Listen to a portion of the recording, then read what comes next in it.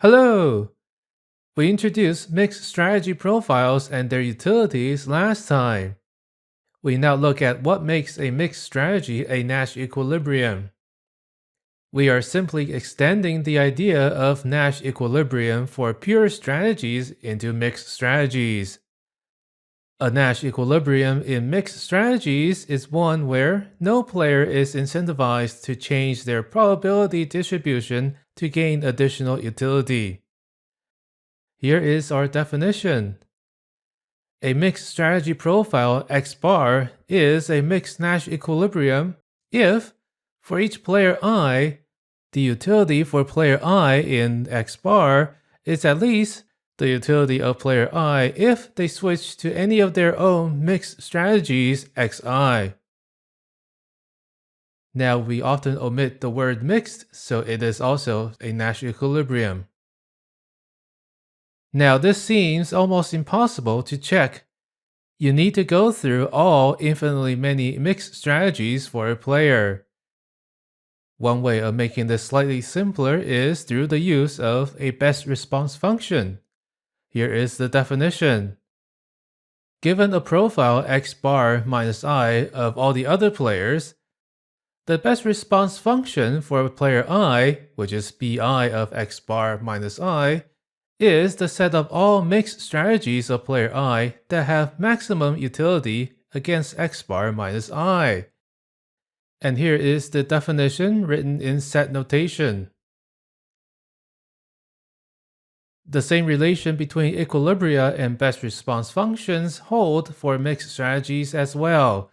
So here is our proposition. For a mixed strategy profile X bar, it is a Nash equilibrium if and only if X bar I, the strategy played by player I, is in the best response function Bi of X bar minus I for all players I. Let's take a look again at the matching pennies example. Suppose player 1 plays x1, which is p1 minus p, and player 2 plays x2, which is q1 minus q. For player 1, the expected utility for playing heads is 2q minus 1. And the expected utility for playing tails is 1 minus 2q. So the overall utility for player 1 is this expression here. We are trying to calculate the best response function for player 1. So given that player 2 has played q1 minus q, which value of p maximizes the utility for player 1? Looking at the expression for this utility, we see that 1 minus 2q is a constant. So we are really maximizing p times minus 2 plus 4q. And there are three cases. If q is less than 1/2, then minus 2 plus 4q is less than 0. So we can maximize this by setting p to be 0. If q is equal to 1/2, then minus 2 plus 4q is 0. Then any p maximizes this utility. So p is any number from 0 to 1. And if q is greater than 1/2, then minus 2 plus 4q is greater than 0. So we can maximize this expression with p is equal to 1. And the best response function for player 1 when player 2 plays x2 is summarized here. We can make a similar function for player 2. The utility is given here, which you can check on your own. Here, we are treating p as a constant, and we are trying to find q that maximizes this utility. You can see that we will divide into three cases with p is equal to 1/2. So when p is less than 1/2, 2 minus 4p is greater than 0, so we want q is equal to 1. You can check the remaining cases and see that the best response function for player 2 when player 1 plays x1 is this expression here. Now, when we are trying to find the Nash equilibrium, we're looking for P and Q such that x1 and x2 are best responses to each other. In such a small example, one way to do this is to visualize it by drawing the best response functions b1, b2 on the 2D graph. In this graph, the horizontal axis is P and the vertical axis is Q.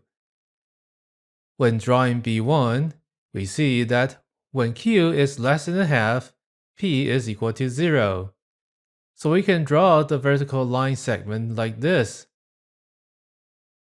When Q is equal to 1/2, P could be any number from 0 to 1. So that gives us this horizontal line segment here. And when Q is greater than a half, P is equal to 1. So that gives us this vertical segment. And that completes our drawing of B1.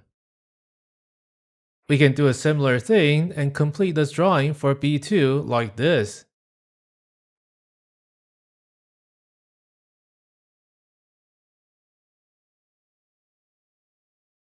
Now that we have drawn the best response functions, we see that the intersection is where they are best responses simultaneously. So that is a Nash equilibrium.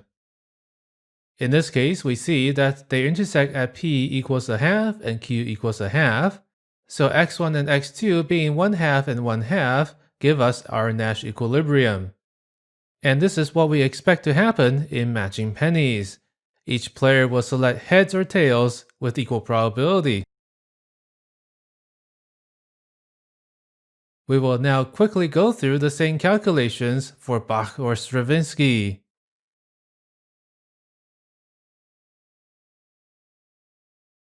Once again, we suppose that x1 plays p1 minus p, and x2 plays q1 minus q. The utility for player 1 when they play Bach is 2q, and when they play Stravinsky, 1 minus q. And the overall utility for player 1 is this expression here. We break into cases depending on q is equal to 1/3. And that gives us this best response function for player 1. For player 2, we have this utility, and we break into cases depending on p is equal to 2/3. And that gives us this best response function for player 2.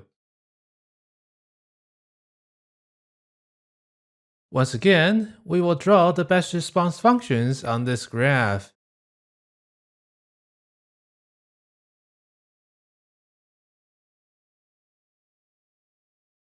This time, we see something more interesting.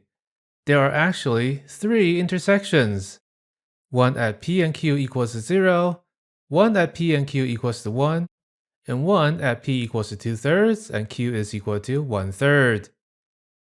So there are 3 Nash equilibria. 2 of them are pure strategies, 0101 and 1010. And these are the 2 Nash equilibria that we have found before. And now we have one mixed strategy equilibrium, the one at 2/3 1/3 and 1/3 2/3. So when there are just 2 players with 2 pure strategies each, it is easy to find all the Nash equilibria. However, in general, it is difficult to find even one Nash equilibrium.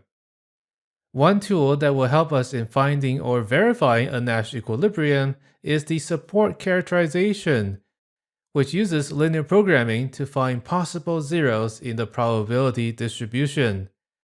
We will discuss this in the next lecture.